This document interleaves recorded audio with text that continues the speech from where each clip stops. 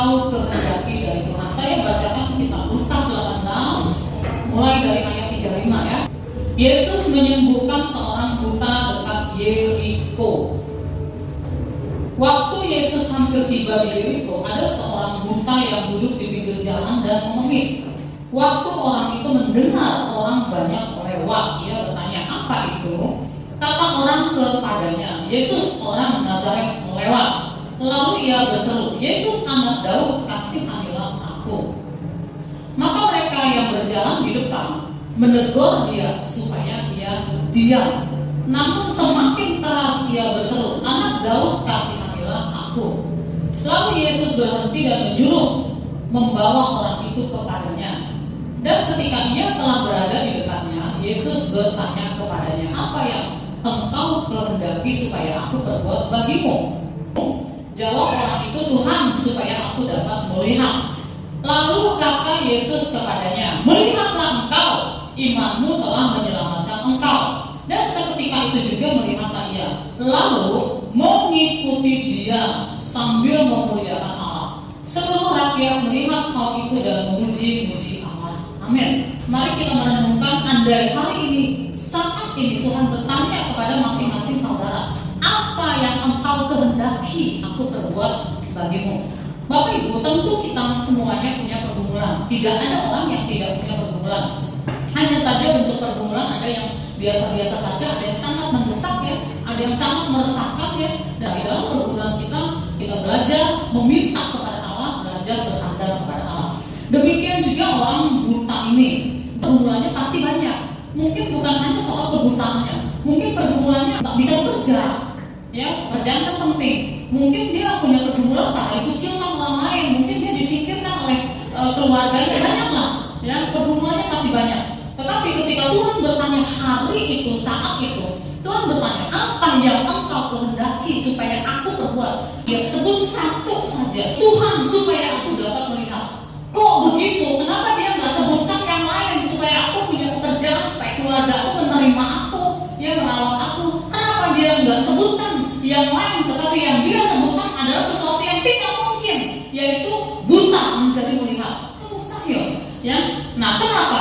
Karena dia, ya, di ayat yang ke-38, ya, dalam kebutaannya dia bertanya, apa itu? Lalu orang-orang mulai menjawab, Yesus orang Nazaret lewat. Ya, satu kalimat. Lalu setelah dia mendengar jawaban Yesus orang Nazaret lewat, dia langsung berseru dan berkata, Yesus anak Daud, kasihanilah aku. Nah, yang diucapkan orang-orang, Yesus orang Nazaret yang lewat. Dia tidak berkata, Yesus orang Nazaret, tolonglah aku, sembuhkan aku. Tetapi dia berkata, Yesus anak Daud. Jadi ucapan dari si orang buta ini adalah suatu pernyataan iman. Suatu pernyataan iman. Kenapa? Karena orang Israel menerima janji Allah. Mereka tahu, mereka percaya, mereka memegang janji Allah bahwa satu ketika ada seorang raja yang akan turun dari surga. Dan raja yang turun dari surga itu haruslah keturunan dari Raja Daud, yaitu Mesias.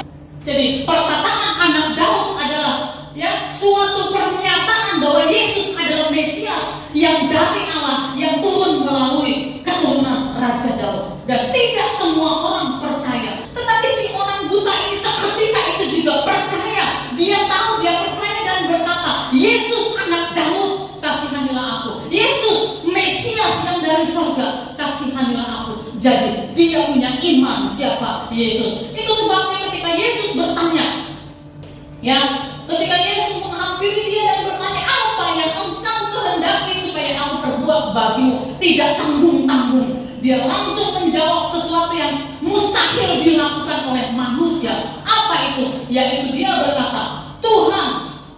Ya, dia katakan supaya aku dapat melihat. Dia langsung berkata, Tuhan. Tuhan.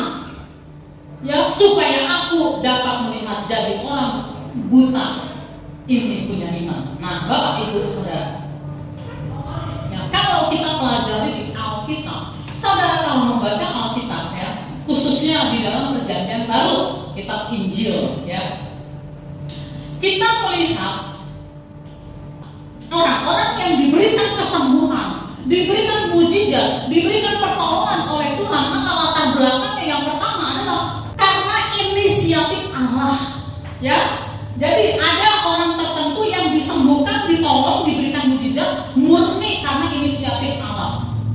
Orang tersebut tidak minta dan tidak ada orang lain yang meminta. Yohanes 9 ya. Orang yang buta sejak lahirnya. Waktu Yesus sedang lewat, ia melihat seorang yang buta sejak lahirnya. Murid-muridnya bertanya kepadanya, Rabi, siapakah yang berbuat dosa, orang itu sendiri atau orang tuanya, sehingga dia dilahirkan buta? Jawab Yesus, bukan dia dan bukan juga orang tuanya, tetapi karena pekerjaan-pekerjaan Allah harus dinyatakan di dalam dia.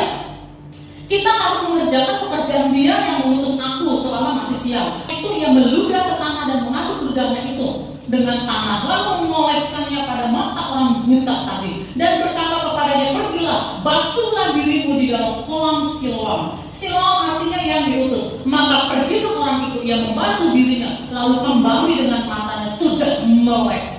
Jadi kasus yang pertama adalah orang itu tidak punya inisiatif, tidak ada dikatakan iman, orang itu tidak berdoa, tidak ada orang yang berdoa, tidak dikatakan ada orang lain yang beriman, tetapi 100% inisiatif Allah bahwa Allah mau menyembuhkan orang tersebut karena pekerjaan Allah harus dilakukan, ya, karena ya kemuliaan Allah harus dinyatakan dan orang itu sembuh. Jadi ada kasus-kasus orang mengalami mujizat Tuhan, ya entah kesembuhan entah apapun, bukan karena kebaikan atau doa seseorang, tapi inisiatif Allah, orang itu harus ditolong. Yang pertama. Dan yang kedua, ya, kemungkinan yang kedua adalah ada seseorang mengalami mujizat atau kesembuhan atau pertolongan karena inisiatif orang lain. Ya, saudara masih ingat ada seseorang yang lumpuh. Seseorang yang lumpuh ini diusung, ya, digotong, ya, dibawa oleh kawan-kawannya, teman-temannya, entah saudaranya, entah keluarganya. Jadi ada orang-orang tertentu, sekelompok orang tertentu yang punya inisiatif dan punya iman. Maka orang ini dibawa kepada Yesus. Ketika hendak dibawa kepada Yesus minta doa, ya ternyata tidak bisa menghampiri Yesus karena orang banyak. Akhirnya, ya sekelompok orang ini membobol atap di atas, lalu naik ke atas dan turun dari atas, lalu turun, ya dari atas turun lalu sampai ke depan Tuhan Yesus dan Tuhan menyembuhkan. Jadi inisiatif bukan dari si sakit, ya, tetapi inisiatif dari orang lain dan orang tersebut si sakit itu sembuh. Ya, jadi kemungkinan yang kedua adalah ada inisiatif dari orang-orang tertentu, ya, meminta, membawa orang itu datang kepada Tuhan. Dan yang ketiga adalah karena iman dan karena permintaan dari orang itu sendiri. Dan inilah yang kita baca hari ini, ya, orang buta itu, ya, dia beriman kepada Yesus. Yesus anak Daud, kasihanilah aku. Bukan inisiatif dari orang lain. Lalu setelah itu Tuhan tanya, ya, lalu dia menjawab, ya, Tuhan sembuhkanlah aku. Dan inilah yang ketiga. Dan hari ini kita sedang berbicara poin yang ketiga ini, ya, Bapak Ibu Saudara. Saya percaya di dalam pergumulan kita beriman kepada Allah. Di dalam pergumulan kita meminta kepada Allah, ya, lewat doa, ya.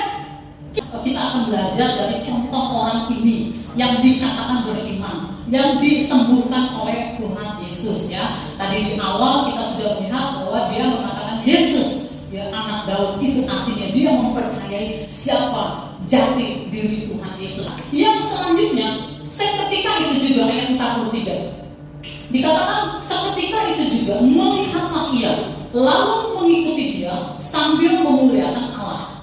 Seluruh rakyat melihat hal itu dan memuji Allah. Jadi hal inilah yang kita harus renungkan. Ya, Allah menyembuhkan orang tersebut karena iman orang tersebut. Tetapi di dalam iman orang tersebut Allah melihat, Yesus melihat di dalam kedalaman hati orang ini.